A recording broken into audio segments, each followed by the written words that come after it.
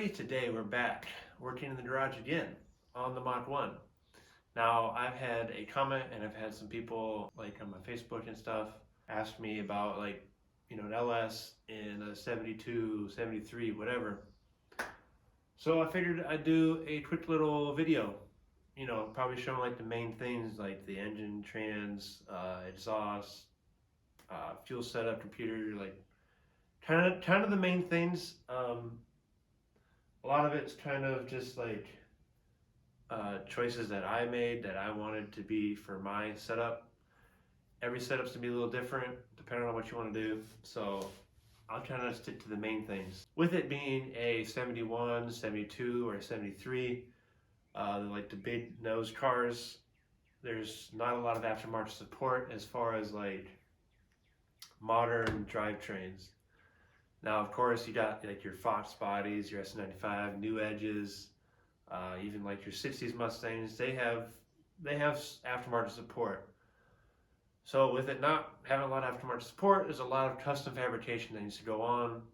Really, as long as you have a MIG welder and a little bit of brains, you can do this. Because I mean, I did it, and like look at it. So we'll go ahead and do a little quick spiel, and we'll see how it goes. So, first things first, let's go ahead and get underneath. So, what y'all are asking about are the engine mounts. These are just generic LS swap engine mounts from Speedway. So I don't really have any videos of this, but I'll put some pictures up. This is kind of how I did it. Once you get your engine where you want it, you make the tabs out of cardboard, and then you put them in there. You cut the cardboard, and then you know where you need to cut for the steel. Cut the steel, tack weld it in, fit the engine, measure everything, make sure you know it's exactly where you want it, and then you weld them in. Pretty straightforward. For me, I thought it was pretty simple when you just have like a flat plane here, and you basically just weld it straight to the cross member. That's what I did. And you can do it differently if you want, but that's how I did mine. The next big thing is the oil pan. With it being a 351 Cleveland, it's a front sump, so I needed an LS with a front sump. Now, there's not a lot of options as far as front sumps go. You got, I believe, a GTO, a G8, some other one, whatever. But I ended up getting a Weand front sump oil pan. This one shipped, I think, directly from the manufacturer. It took about 8 to 10 weeks to even get, so I was definitely waiting on this to get here. So when I first mounted the engine, I kind of eyeballed it off of this third hole right here, this third oil pan bolt hole right here, and I just dropped it straight down to the ground with a plumb bob, and that's where I kind of guesstimated on where I needed it to do. Now I was like an inch, I think like an inch off, so I ended up cutting off a whole inch off of the cross member all the way down the side, or all the way down the front, and then I just like botched it in, and that was pretty much it.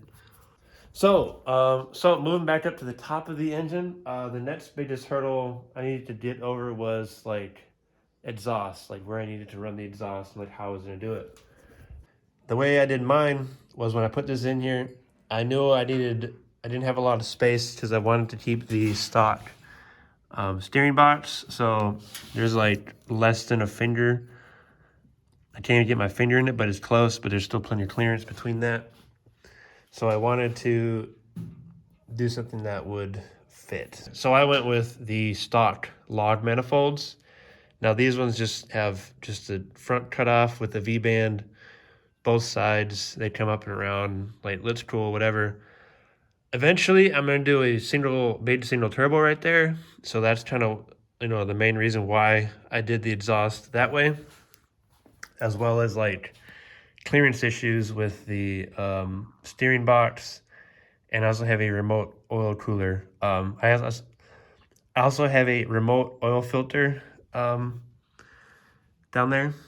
So that was kind of the main reason why I did the exhaust the way I did it.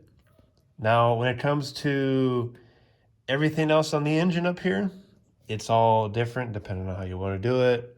Like, depending on what pulley system you want, what accessory drives. I did an Volvo electric power steering, a ICT billet lower mount, and it has like a 32-inch 6-rib belt that uses like all the stock components. So all that's how I did mine. Radiator is a C6 Corvette radiator, custom radiator mounts, 40K trans cooler, intake that goes through the radiator support, coolant overflow, stock truck intake, returnless rails, drive-by-wire throttle body. So, I mean, a lot of this stuff is kind of just depending on what your setup is, how you want to do it. Like, it doesn't really matter. So, we'll go ahead and go underneath right now. So, continuing on underneath the car, we're looking at the remote oil filter. Now, as I mentioned before, this is kind of the reason why I didn't really run an exhaust down here, is because there was not like any room, especially with these lines and these fittings. Just with it being a front sump, you need to do, this comes with 2 fittings on the filter or on the oil pan, and they just run off. Of course, you can run them forward, you can run them wherever you want to. You know, I decided to do it this way, and that's just the way I wanted to do it. Again, with it being like whatever kind of setup you have, this is going to be different. I have a 4L80E, which is kind of like the biggest like LS transmission you can kind of put back here. You know, depending on if you want to run like a Turbo 400, a Glide, T5, T56, 4L60E. You know, they'll all fit basically. If like, I know a 4L80 will fit, so I know other transmissions will also fit. And with it being very wide, you didn't need to do some trimming on the Mach, on the Mustang, whatever one you have. So I cut off basically the whole like transmission mount all the way up to the top. And then for this transmission cooler fitting, I need to do some hammering. So I hammered it out. So I got plenty of clearance, so nothing hits, nothing rubs.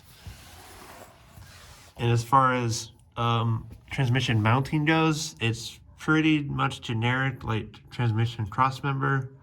I built myself, just a plate, I bent it into a little transmission mount, and then a long tube that's pretty sturdy, 2 tabs, and then I have another small tube that goes like, that goes into the tube that way, so the bolt can slide through that, and that's what it mounts on.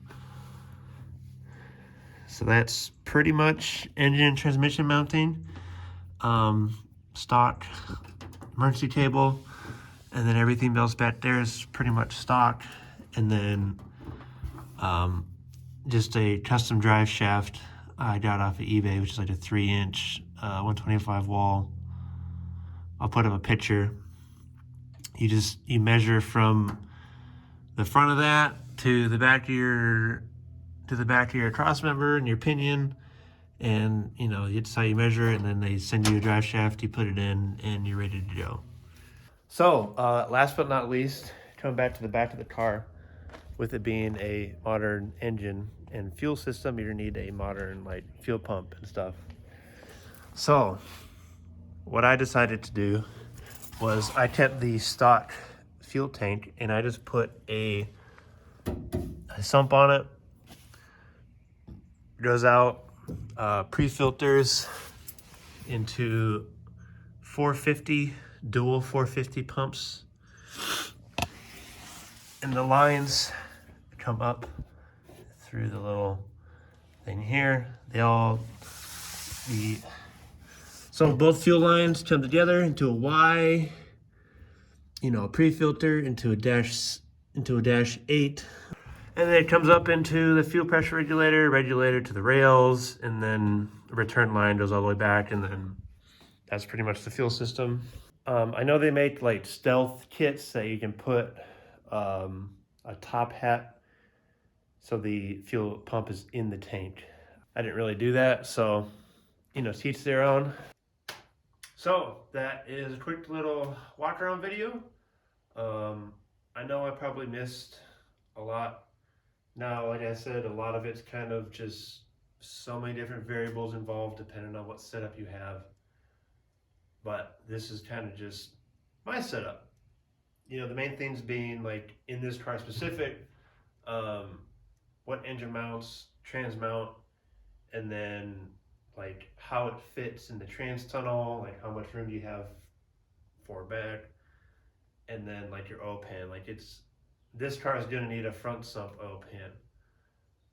So like unless you do some sort of like custom cross member or you want to do like a rack and pinion, like this car is probably gonna need a front sump O pan either way. But that's probably gonna do it for today. Comment what you want to see. If I get enough time, I can try to do a little, maybe like a YouTube short or something. Like, I don't really know how that works, but I'll try to do my best. But that's gonna do it for today. Thank you all for watching. Like and subscribe if you want to see more, and I will see you all in the next one.